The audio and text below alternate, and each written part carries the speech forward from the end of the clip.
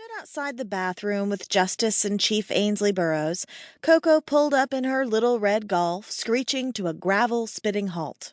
She flew at me the second her high-heeled feet hit the ground after exiting her car. "Lemon!" she cried, throwing her arms around my neck and burying me in a cloud of warm vanilla sugar perfume and gray and pink scarf. "Oh, thank the stars you're okay." She lifted my chin, her green eyes widening when she caught sight of the cut on my forehead. "He hit you, didn't he? That son of a dirty, rotten, dumpster-diving slimeball. Where is he? Is he in handcuffs? He'd better be.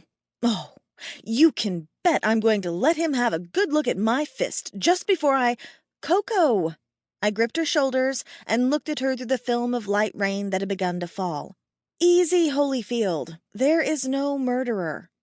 Or, more accurately, there wasn't one yet. No one scooped a decent enough man's brains out of his head if murder wasn't involved." Her pretty face fell when she let me out of her python-like grip. "What? But all that scuffling and blood.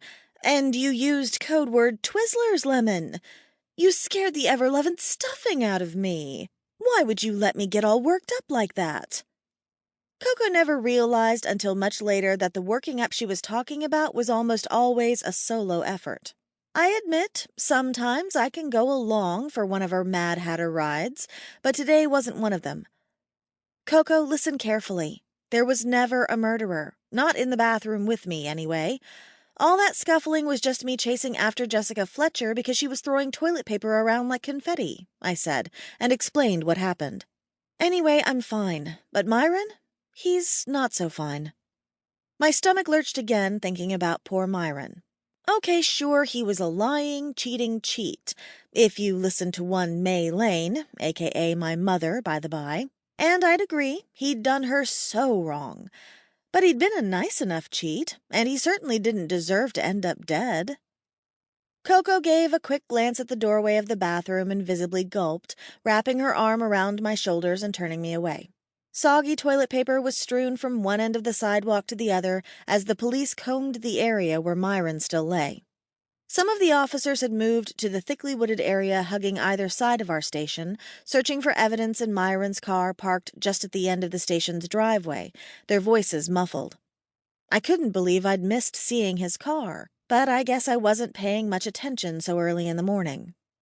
I looked over to the front of the station store, a run-down shack my dad had converted into a charming, almost shop-like facade, complete with brick on the upper half of the building and white siding on the lower portion.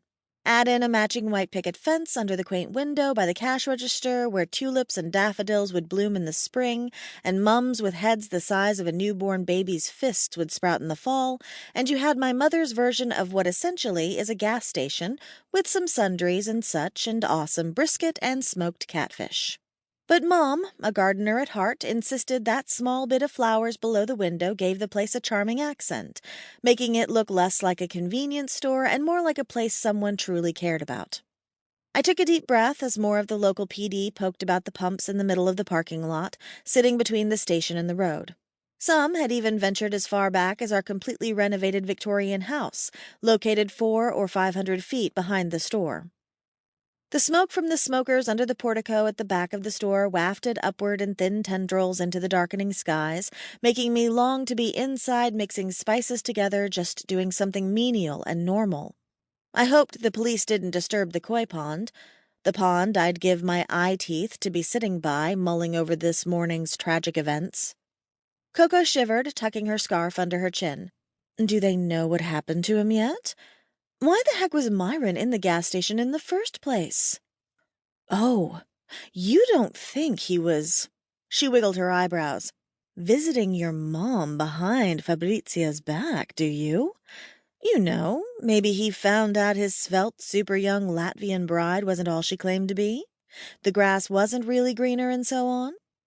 Fabrizia was Myron's new wife, Latvian born and bred, and almost 45 years younger than Myron. "Are you kidding me? Do you remember what she did when she found out Myron was cheating on her with Fabrizia?